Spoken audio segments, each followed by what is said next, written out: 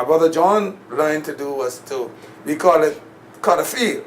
Now, one thing I never learned to do, Daddy never allowed me to do that at that point. But John knew how to cut his field and all that. So we came from really a humble beginning. But the point is, like was said before, integrity, you know, and honesty. And that's what our father taught us. Daddy didn't have much, didn't go to school, but everyone on the island of Exuma respected Leader John Cleveland Roll for who he was. Yes, sir. And I must say, sometimes I got angry with my father as well, because if he say to you, do something, you better do that. And you know, they told me at one point in time that perhaps I was a little spoiled. Maybe mom spoiled me, but my father, he will not say to you, yeah, you done well. He showed it. Wow. He showed it. Yeah. Now you would hear him talking to my mother or somebody else saying, oh, that boy or that girl. You understand? But he ain't got to admit that to you. He don't want you to get beside yourself. You understand? But he was proud of his children. He taught us well. For a man not being able to read or write, who had to take care of his sisters and brothers because his mother and father died at an early age, he put his entire being into interacting with people. And so he looked after his children, us as children, he looked after us very well.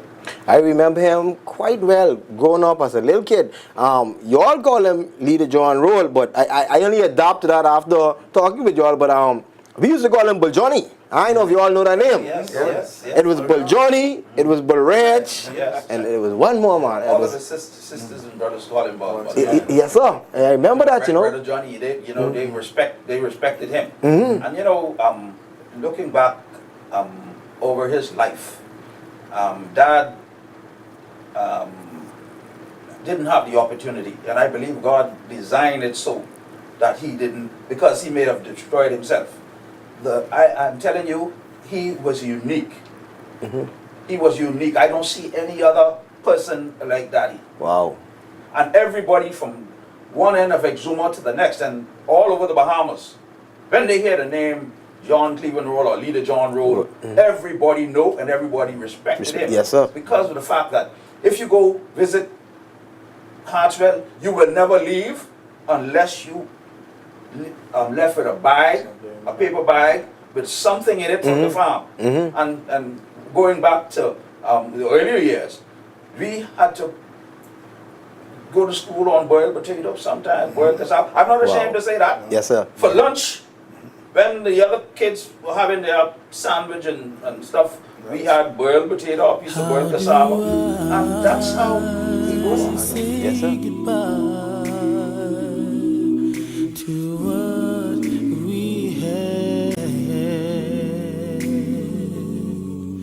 The good time that made us laugh, I'll wait them back.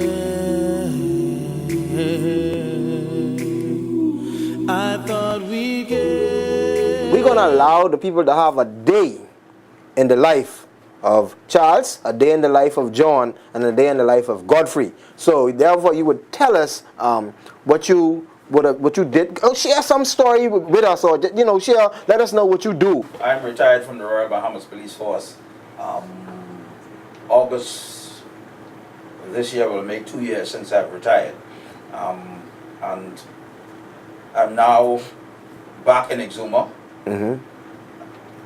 I'm relaxing and I'm looking after the little church. My father was pastoring over there, and I'm enjoying life in Exuma. But my journey in the Royal Bahamas Police Force was a fantastic journey. If I had to do it all over, I'd do the same thing all over again. Wow. I spent most of my years in the plainclothes division, CID and drug enforcement. As a matter of fact, I spent 22 years in drug enforcement, and that's from the 70s straight on up to 1992. All my years was in drug enforcement. And I traveled extensively all over the world, representing the Bahamas, and the Royal Bahamas Police Force was good to me. It was good to me.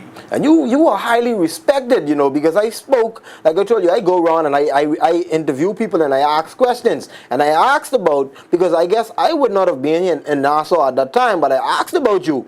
And a lot of the officers, they respect you. All I heard was good things about you. They said you was a strict man, you didn't play, and you made sure that the job was done. Well, I try to display that kind of attitude where you build people. Yes, sir. You build people. And I always say to my colleagues, the people who are working for me, let me make them happy, and they will produce for me. And that has been my success in the Royal Bahamas Police Force. And I take my hats off to the officers who I left there, because they are prepared. The officers are prepared. And we left. I left in 2007. And shortly thereafter, Mr. Paul Faxon, who was the commissioner, left after me. But we made sure that there was a cadre of young officers who were quite qualified to take the force over and run the force as good as us, yes, or sir. even better. Well, I was told that let me quote this officer, he said, you were the best deputy commissioner of police ever to sit in that seat. That's what I was told.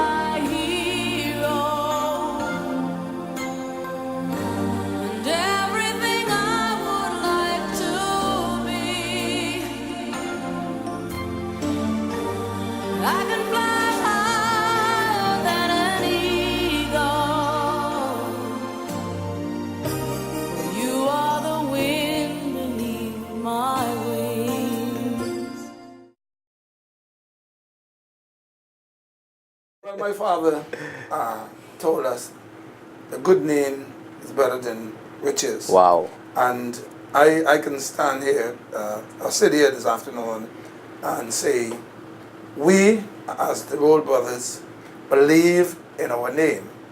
That's all we have is our name. We may not have the riches, but we have our name. Now, I enlisted in Her Majesty's Prison on September 1st, 1970. And like I indicated before, I really wanted to follow my big brother in police force, but I would advise not to. And so I enlisted in prison in 1970. We went through, my squad was the first all Bahamian squad in Her Majesty's Prison. Wow. As you know, most of the persons who used to be prison officers were imported from different countries. And then Bahamian, during the 1969-70, decided that they would join the prison service. I enlisted then, and I worked for 12 years in the agriculture section. My boss first was Norman's Gay father, Sergeant James Gay. And then after him was Sergeant John Clark, who is my brother-in-law. And I worked there for that time. And in 1985, while working in prison garden, I decided that I had a call of God on my life. And therefore, I tried then to get leave of absence, but that didn't happen. The superintendent then didn't see where I was coming from, so I had to resign the prison job, and I went off to school in Tennessee for 4 years. And then when I came back, I approached the government, and because I had a good record and had done well, they had no difficulty in re-enlisting me into the service. But they re-enlisted me at the rank that I left at. I was promoted to inspector within 15 years of my career. Now that didn't happen in prison at that time. Persons had been almost 25 years and thereabout before they could get promoted to inspector. Yes, but sir. I was fortunate. The thing that I did was I tried to do my job, without fear or favor. I'm kind of selfish. I don't mix too much. And when I went off and I came back, and I think Minister Paul Hadley was Minister for Home Affairs at that time, and that's how I got back to prison. And when I think about my career, all the persons that I left who were under me, and when I came back, and I sat